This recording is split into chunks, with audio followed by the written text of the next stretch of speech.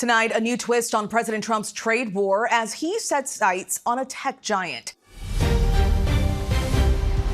If they're going to sell it in America, I want it to be built in the United States. The president now demanding that Apple iPhones be manufactured in the U.S., threatening a 25% tariff if it doesn't happen. The EU also in the president's crosshairs. The massive tariffs they could face as soon as next month. Chilling new details in the Israeli embassy murders. How one of the victims tried to crawl away. The suspect's movements before and after the shooting. And the heightened police presence across the nation. President Trump versus Harvard heating up. The school is suing the Trump administration as a federal judge blocks a move to ban the school from enrolling international students. It goes back to what my family and I have been standing on since day one of all of this. We still want accountability. It's been 5 years since George Floyd was killed by then police officer Derek Chauvin. How his death has forever changed the city of Minneapolis and the country. Verdicts for the 10 people charged for the 2016 robbery of Kim Kardashian. And Billy Joel cancels his summer tour. The major health diagnosis that led to the rock legend's move. We have apprehended a dangerous experiment. He's famous for mischief and mayhem. Now, a reimagined Stitch is returning to movie screens. Our sit down with the stars of Lilo and Stitch. From ABC News World Headquarters in New York, this is Prime with Linsey Davis. Good evening, everyone. I'm Stephanie Ramos, in for Linsey Davis. Thank you so much for streaming with us. We begin with President Trump once again reigniting his global trade war, this time threatening a new wave of tariffs targeting America's allies and one of the most valuable companies in the world, one that makes technology you might just have in your hand right now. The president says the U.S. will impose a 50% tariff on the European Union beginning June 1st if they can't reach a deal in the stalled trade talks. And he's warning Apple, the maker of iPhones and Macs and other electronics manufacturers, that the U.S. will impose a tariff of at least 25% unless the companies agree to move production to the U.S. The stock market responded today with losses across the board, the Dow falling 256 points. We're speaking with a tech industry expert about what it would mean for Apple to move manufacturing here to the U.S. But first, we go to the White House, where the president was once again pressed about his tariffs potentially costing Americans jobs and money. Here's Chief White House correspondent Mary Bruce. Tonight, President Trump reigniting his trade war, threatening to impose a 50% tariff on European products and warning American tech giant Apple it will face a 25% tariff if iPhones aren't fully made in the U.S. It's time that we play the game the way I know how to play the game. The announcement injecting fresh uncertainty into the markets, stocks sliding. Trump says ongoing trade talks with the EU, one of our largest trading partners, are, quote, going nowhere. Hoping to light a fire, the president now says that 50% tariff will go into effect a little over a week from now on June 1st. We'll determine that. Is there anything the EU can do? I don't know. We're going to see what happens. But right now it's going on June 1st. And that's the way it is. No, they haven't treated us properly. They haven't treated our country properly. And for the first time today, he's zeroing in on an American company, saying he will slap a 25% tariff on Apple if iPhones are not fully manufactured in the U.S., and threatening to do the same to other smartphone producers, too, like Samsung. The iPhone, if they're going to sell it in America, I want it to be built in the United States. They're able to do that. But experts say they're not, that fully moving production to the U.S. isn't realistic. It's a fairy tale that Apple could ultimately take production of iPhones and move that to the U.S. The reality is that it would take tens of billions of dollars even to move 5 to 10% of the supply chain. That cost then passed on to consumers. By one estimate, manufacturing iPhones in the U.S. could nearly triple its cost, up to roughly $3,500 per phone. Apple has yet to respond, but CEO Tim Cook has already promised to invest $500 billion in the U.S. over the next 4 years. But that's not enough for the president. He said he's going to India to build plants. I said, that's okay to go to India, but you're not going to sell into here without tariffs.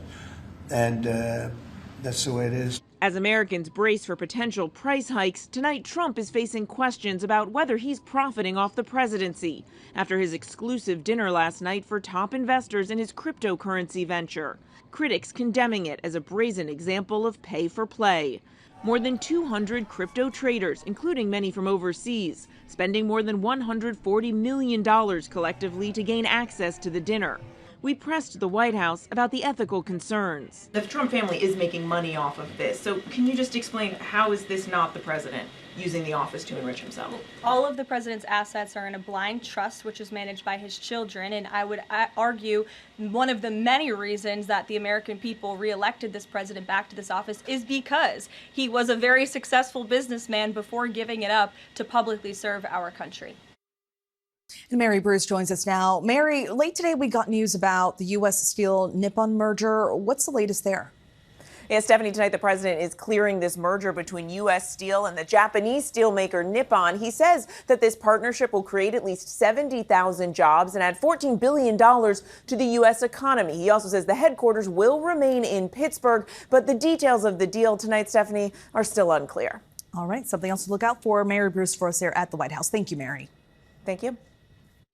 For a closer look at what President Trump's threat to tax iPhones could mean, we want to bring in senior reviewer for The Verge, Victoria Song. Victoria, great to have you with us. So Trump has been pushing for Apple to move its manufacturing to the U.S. since his first run for the White House in 2016.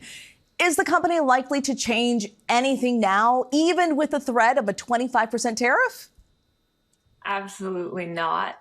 Just because there's no final financial incentive for them to do so.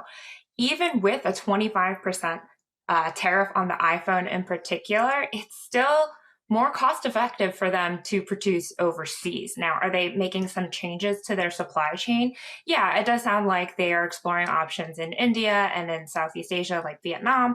But the fact of the matter is that we just do not have the manufacturing capacity in the US, nor do we have a skilled labor force for that specific task. Now, China, for example, they've been spending the last 30 years beefing up their workforce to be super talented, skilled, and ready to make these gadgets and these products. Their infrastructure is made for that. We just don't have that here. And our capacity in the US to make consumer electronics like the iPhone, it's pretty decimated compared to where it used to be. Is that what's stopped the company from full-fledged manufacturing here in the U.S.? Because we know the company has looked into manufacturing here. So is that the big blocker for them? It's one of them. Part of the problem is that, building a factory is really expensive as well. Training up a workforce is expensive. But the fact is that when you say made in America, oftentimes we mean assembled in America. The products themselves, the components that are inside of them, the millions of, or maybe not millions, but thousands of little things that make up the final product, they come from China in often cases. China has cornered the market on rare minerals that go into our electronic devices. So it doesn't even matter if it's assembled here. We're still going to be impacted by the tariffs in the cost of the final product. Okay, is that how consumers could see the effects of all of this with the price going up? And how else could consumers be affected? Well, price will definitely probably go up for consumers. And then, consumers could also be impacted by just other forces like the economy. It's likely that tariffs in this way will impact small businesses. It'll make bigger businesses like Apple are much more able to absorb the cost. But consumers in general, everything is going to get more expensive, not just the electronics. If you think about apples, you buy at the grocery store, or oranges, the plastic that goes into the packaging, that's also going to get tariffed because that's not made here.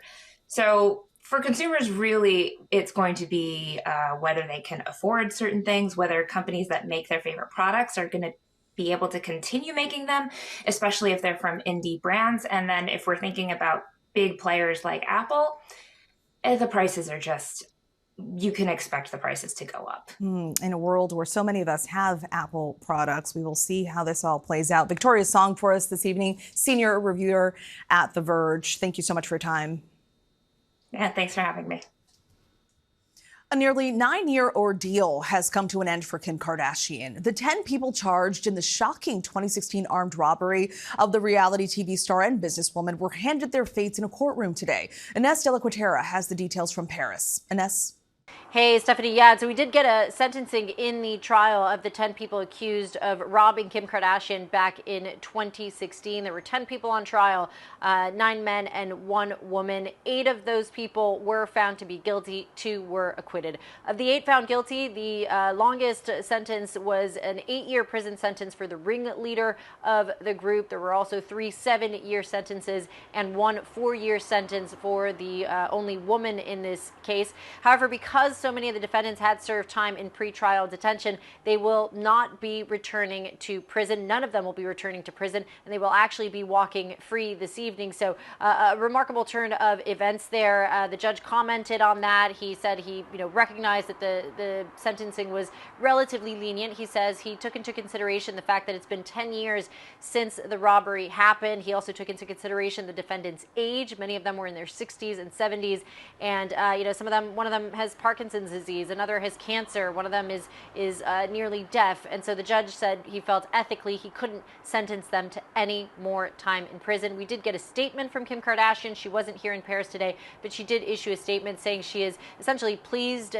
grateful that justice has been served, that she will, this is something that has had a lasting impact on her life, but that she does now plan to turn the page and that she will pray for healing for all. Stephanie? Our thanks to Ines de la Cuetara there in Paris. We're learning new details about that horrific plane crash into a San Diego neighborhood tonight. Investigators say this video caught on a home's security camera shows the moment the plane clipped a high-tension power line and then slammed into that neighborhood. And 24 hours after running for their lives, some families are returning to what remains of their homes, trying to process the extent of the damage. Investigators say that some key airport systems were not working at the time of the crash. Our Trevor Alt reports from San Diego. Tonight, federal investigators revealing new details on that deadly San Diego plane crash. Horrific video showing the moment the jet clipped power lines and slammed into a neighborhood, exploding in a fireball. Late today, the NTSB saying 2 systems were not functioning at the airport where the plane was about to land as the pilot battled heavy fog. The weather reporting system that would have given the pilot landing conditions and the lights that would have illuminated the runway, both out. In his final transmission, the pilot saying he was going to try to land despite low visibility. All right, that doesn't sound great, but we'll give it a go. The pilot did not report any problems to air traffic control, and he did not declare an emergency. The NTSB now confirming all 6 people on that plane were killed. Well-known music agent Dave Shapiro owned the jet. His agency Sound Talent Group saying he and 2 other employees died in the crash. And tonight, as this military neighborhood now picks up the pieces, stories of life-saving heroism on the ground. Come on, let's go! Let's go! Go! Gilbert Gonzalez rushing to help Ben and Srijana McCarty, evacuating their children and 2 dogs to safety after the plane ripped through the front of the family's house. Climb the ladder! Climb the ladder! The McCartys returning home today for the first time since that harrowing escape, grateful for their neighbors. We owe all 6 of our lives to him right now. If it wasn't for him and the other men who just ran up, oh my goodness, he says I'm not a hero, but he really was. He really was. We wouldn't be here right now. So glad they're okay. Our thanks to Trevor Alt. Police arrested a 6th person today related to that New Orleans jailbreak. Trevon Williams is now facing charges for allegedly helping his fellow inmates in that brazen jail escape 1 week ago. Prosecutors today also charged a maintenance worker at the jail for allegedly aiding in the inmates' escape. 10 inmates escaped from the jail. 5 are still on the run. There are chilling new details tonight about the deadly shooting outside the Capitol Jewish Museum in Washington, D.C. Wednesday night. 2 Israeli embassy staffers, a young couple about to be engaged, were shot in the back. Investigators say the suspect had posted messages online denouncing Israel for its war with Hamas. Chief Justice correspondent Pierre Thomas is in Washington. Tonight, heightened security at Jewish houses of worship in the wake of the assassination of those two members of the Israeli embassy. No one should be fearful to go to a Jewish event, to go to a synagogue. It's absolutely infuriating. This as the FBI continues its investigation into the life of suspect Elias Rodriguez, trying to make certain that he's not part of a terror network. Free Palestine! We're continuing to investigate and contact the subject's associates, his family members, and co-workers. Authorities also examining the suspect's social media posts. Sources telling ABC News the suspect had posted about the Israeli-Hamas conflict since 2023, allegedly calling for violence against Israel. And tonight, critical questions remain about why the suspect allegedly chose that venue. Investigators disclosing that he said he bought a ticket for the event at the Capitol Jewish Museum 3 hours before it began. A federal criminal complaint laying out chilling details, revealing that the killer fired more than 21 bullets from a 9mm handgun that police say they recovered. The complaint describing surveillance footage that allegedly shows the killer leaning over the couple after shooting them in the back and repeatedly firing. Tonight, family and friends heartbroken. Yaron Lashinsky, a dual German-Israeli citizen, and his girlfriend Sarah Milgram, who was originally from Kansas, about to be engaged. Lashinsky had just bought the ring last week. Yaron was the kind of guy that would have conversations with anybody about anything. I will forever think of him as a diplomat on par and a peacemaker at heart. Sarah was so empathetic and talking about how the people in Israel are suffering, the Palestinians in Israel are suffering. She was an incredible person, and she will be really missed. Absolutely tragic. Our thanks to Pierre Thomas in Washington. The showdown between President Trump and Harvard University is escalating 24 hours after the administration barred the school from enrolling international students. A federal judge blocked the order. Harvard University's president called the order a critical step to protect the rights and opportunities of our international students and scholars, and that was in a letter to students.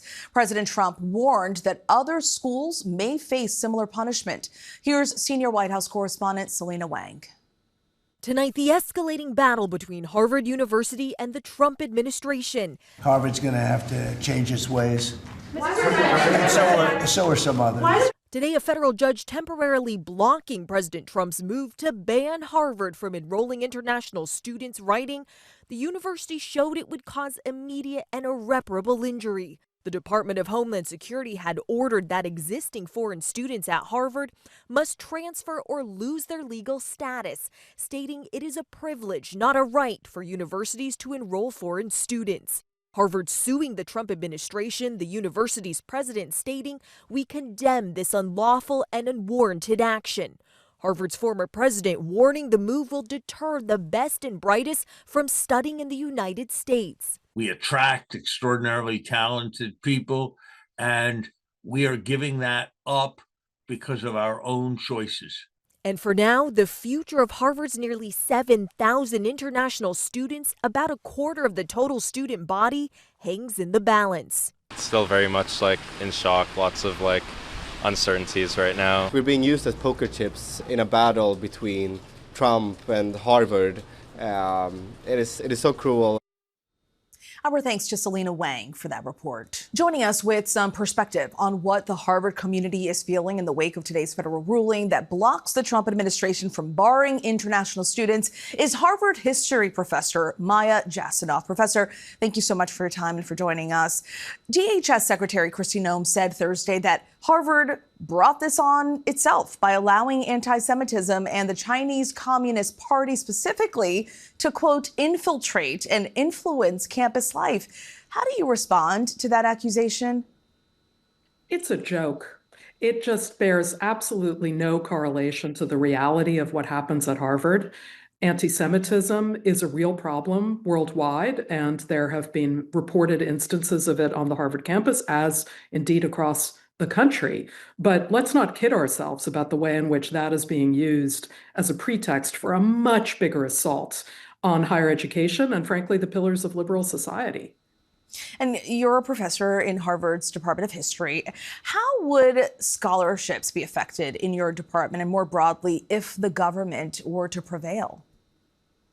So Something like 27% of all students at Harvard, many thousands, 7,000, are international students. And this is not just in my department or even my school, which includes Harvard College. It's the law school, the business school, across the whole university, the medical school. And every one of these students suddenly is going, if the Trump administration prevails, to risk having their visa status ended immediately. They're going to have to leave the country or find another place to study. And it's going to put to an end the projects that they're working on, in many cases in medical labs and so on. It's going to put to an end the relationships that they've built in the community and in this country. And above all, and this is the key point, it's going to put to an end a whole idea of what America represents for the world and in the world that Harvard and all of our universities have stood for decades.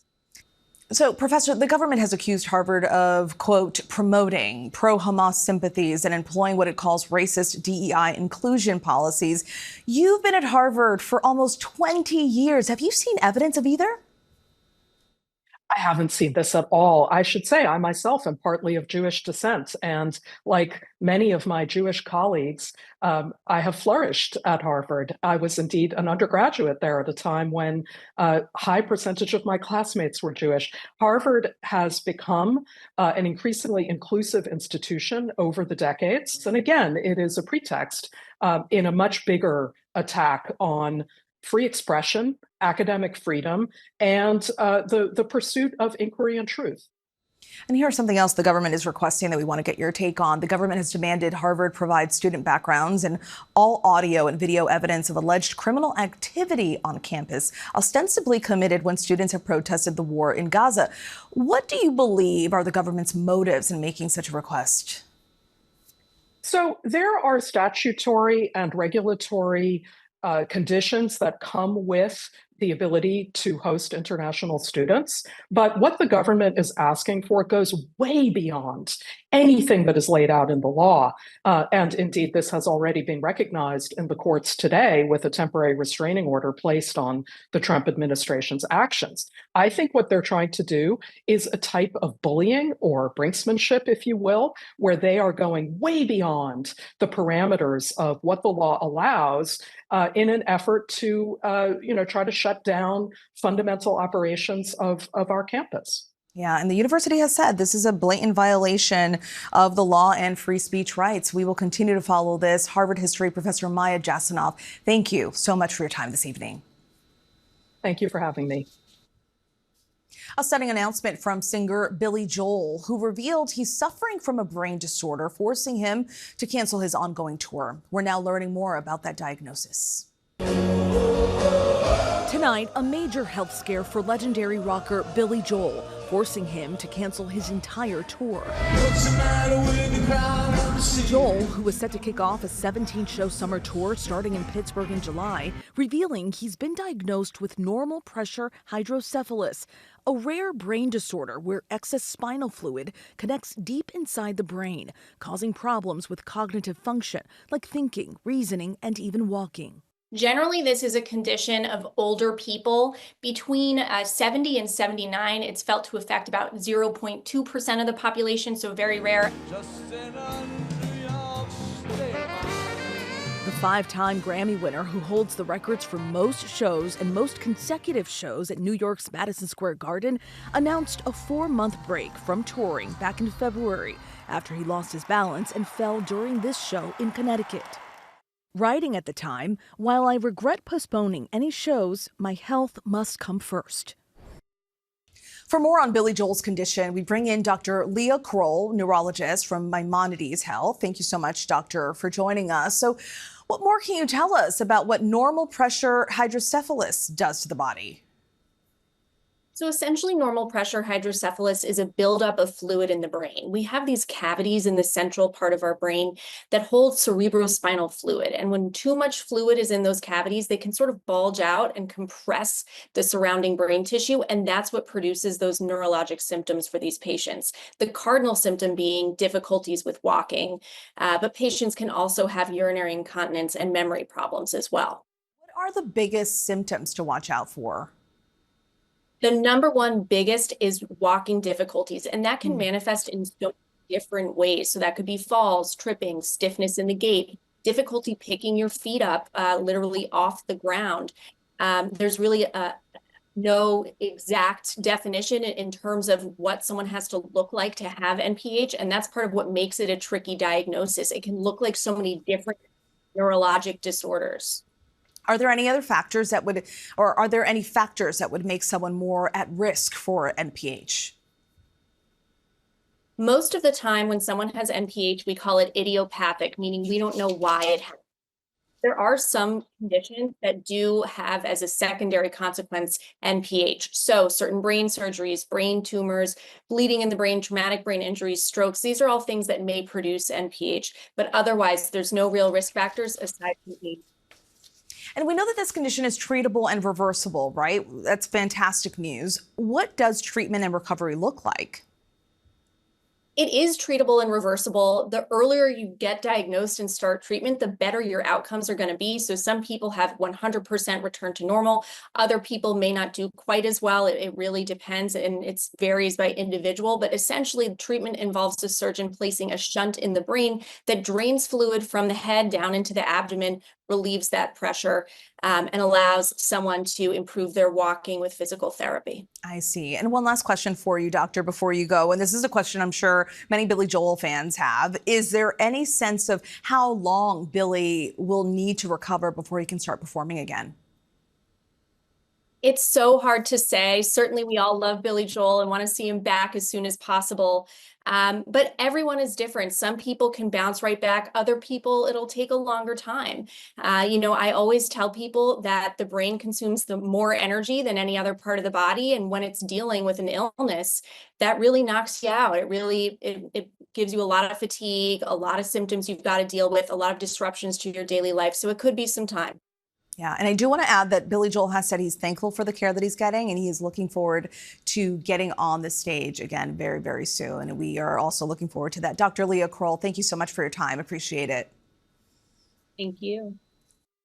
Amid record holiday travel for the Memorial Day weekend, there's a rare nor'easter and several storms that could bring possible tornadoes and flooding across multiple states. Chief Meteorologist Lee Goldberg from our New York partner station, WABC, is tracking it all for us. Hi there, Lee. Hi, Stephanie. Yeah, we're still watching that nor'easter, and it's just off of the Bangor coast here, off the Maine coast. Still spinning back some heavier rainfall. There was 4 inches of snow at Mount Washington. And although it's slowly exiting, there's still some showers wrapping around it into tomorrow. It's still chilly in New England. It'll improve each day, and by Memorial Day, 60s Boston and even 70s in New York City. Where it will not be dry in the middle of the country, day 1 of 4 in terms of severe weather. Tonight, it's North Platte all the way to Oklahoma City. Unfortunately, over the next couple of days, these places are still in line for storms from Texas all the way to Alabama. So whether it's Oklahoma City to Little Rock over to Birmingham, you have to be weather aware and ready for these storms that could cause some damaging winds and even some large hail. And it's not just severe weather, it's a flood threat. It's waves of rain. So there are flood watches out in Missouri and Oklahoma, and we could have up to a half foot of rain in some of these places, even up to 8 inches locally, and heavy rains will extend all the way to Nashville and into the deep south. Stephanie?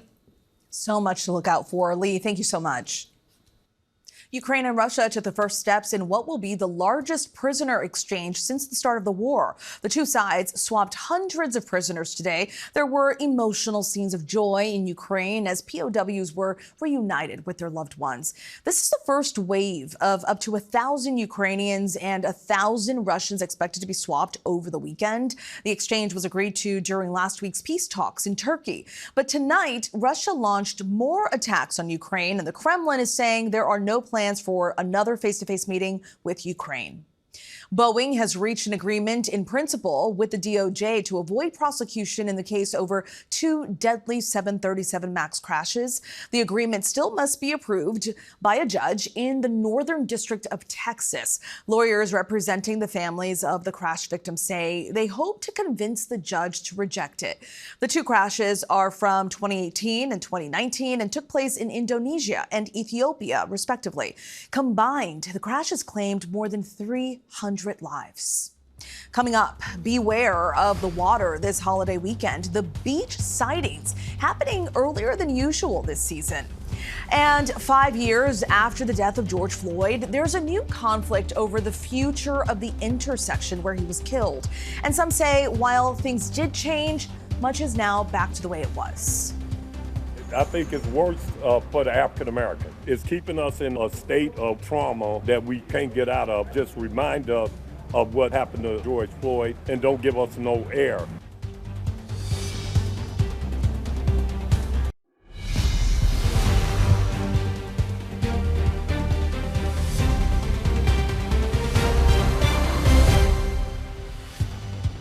5 years ago, George Floyd was killed by then police officer Derek Chauvin. Now, the intersection where it happened is at the center of a debate. Should it be preserved as a memorial for George Floyd or kept as it was before? Our Alex Perez traveled to Minneapolis to speak with the community and the police chief about what's changed since George Floyd's death and what remains the same. Get off of his neck! Just give a pulse. Is he breathing right now? Back on over, he doing okay. Anger that triggered worldwide protests.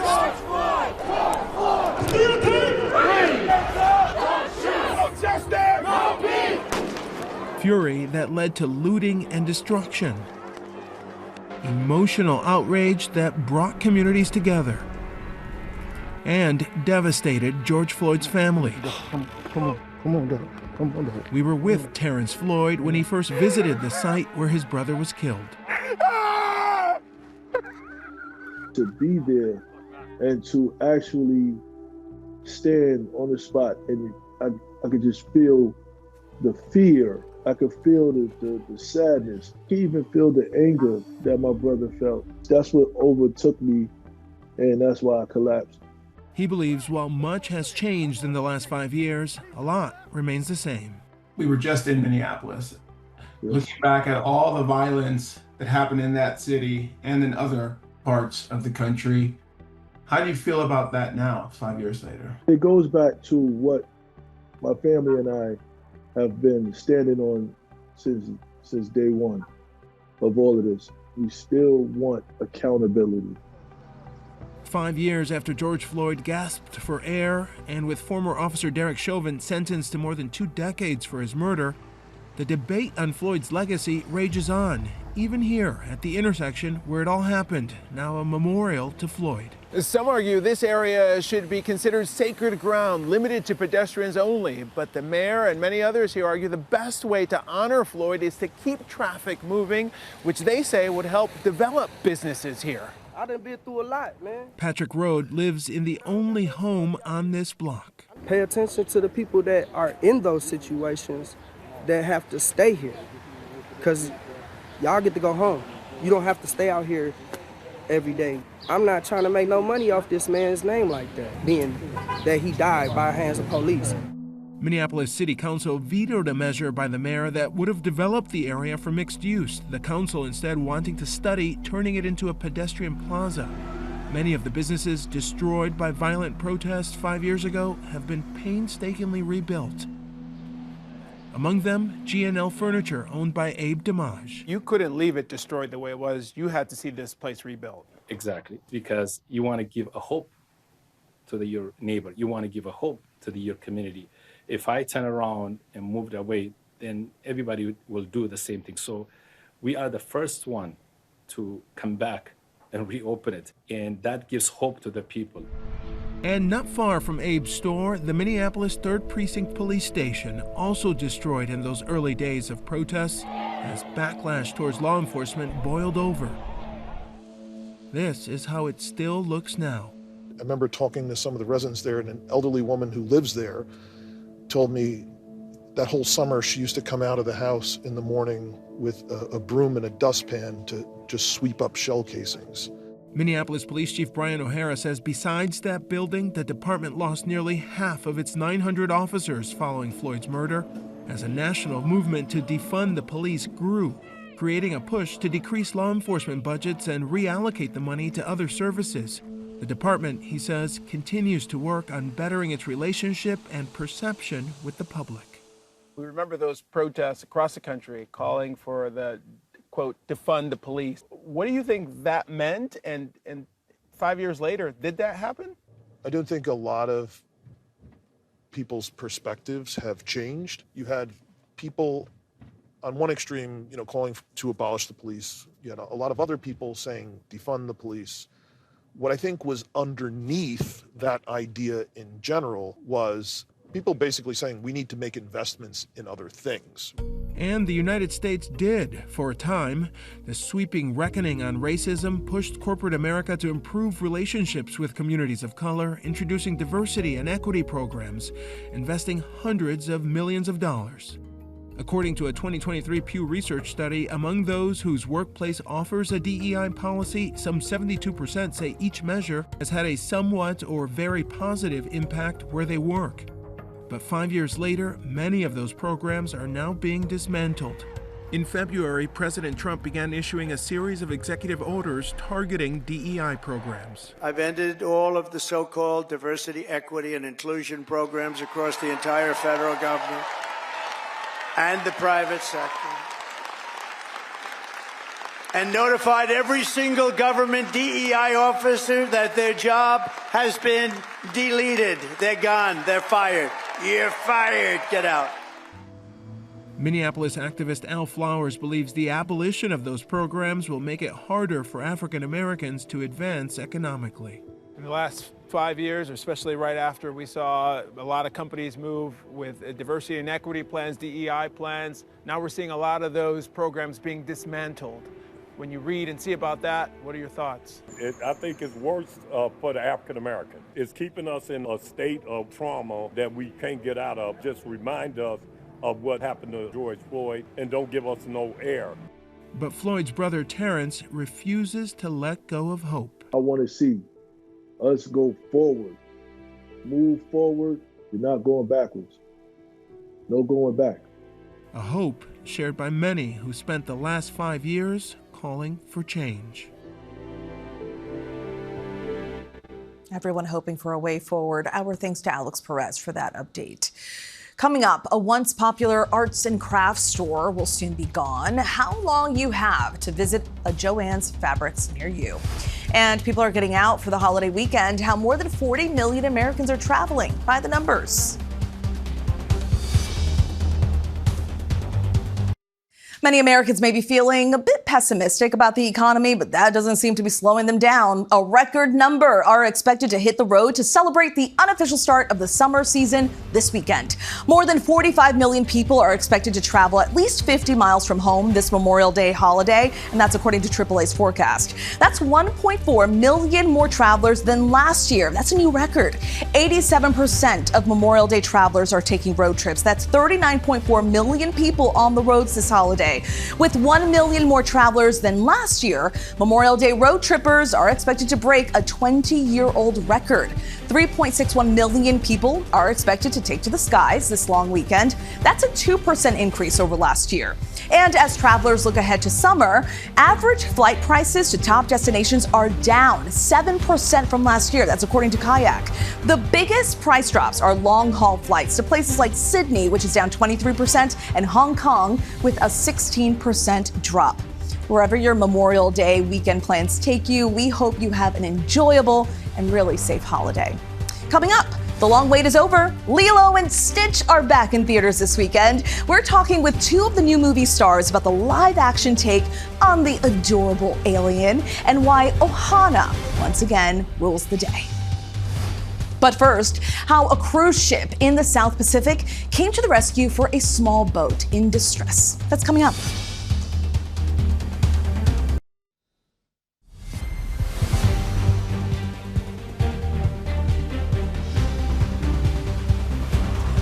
A once wildly popular arts and crafts store is closing all of its stores. The scary sight off the shores, and a Muppet delivers a rousing graduation speech. These stories and more in tonight's rundown.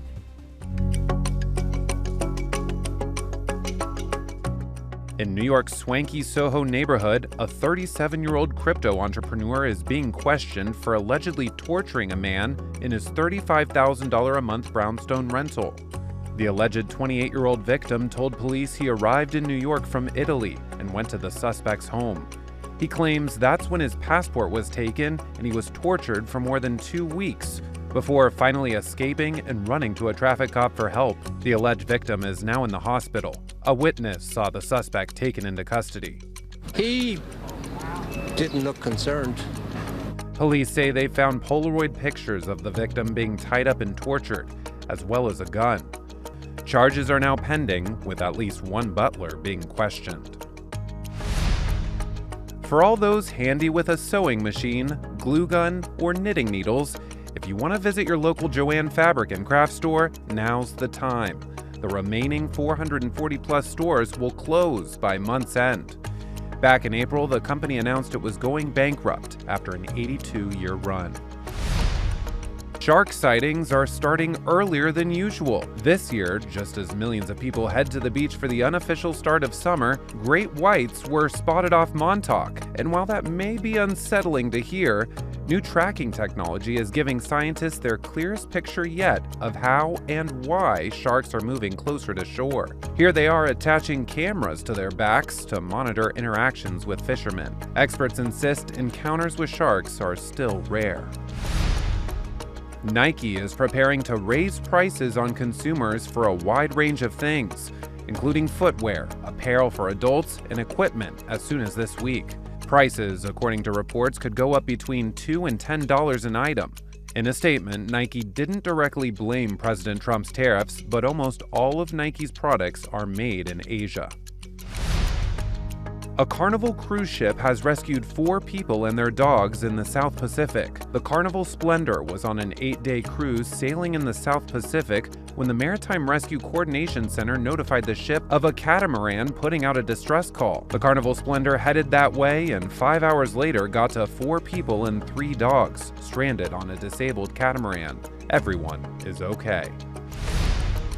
At the University of Maryland, alum Jim Henson's creation, Kermit the Frog, had the ear of graduates at this week's commencement ceremony. Or rather, commencement, reminding students as they make this great leap. Life is better when we leap together. He then led us sing along to Rainbow Connection. Someday we'll find it, the Rainbow Connection, the lovers, the dreamers, and me. Disney is revisiting one of its most beloved animated classics. Lilo and Stitch is coming to the big screen this weekend as a live-action film. It's a reimagining of the wildly hilarious and heartwarming story of a lonely Hawaiian girl and the fugitive alien who helps mend her broken family. We've got a clip. Take a look. So, this is Lilo. And who is this little friend? That's my new dog. Nani, I heard what happened last night. Can we talk for a second?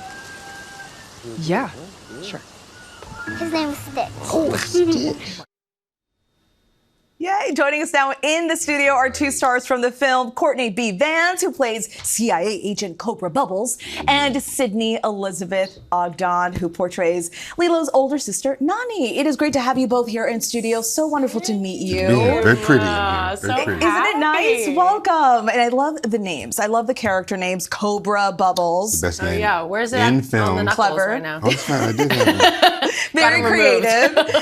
and Nani, I love also. It's actually my younger sister's nickname. Yeah, we call her Nani as well. Yeah. So very sweet names. My goodness, the original, the animated version of this film came out in 2002. Yeah. You were a toddler back then, but what are your memories of the original movie? That it was my favorite movie of all time. Really? And I wanted to be Lilo completely. Yes, totally. Yeah, it was, oh my gosh. I mean, I dressed up as Lilo when I first saw the movie. I dressed up as Lilo. I wanted that red dress so bad.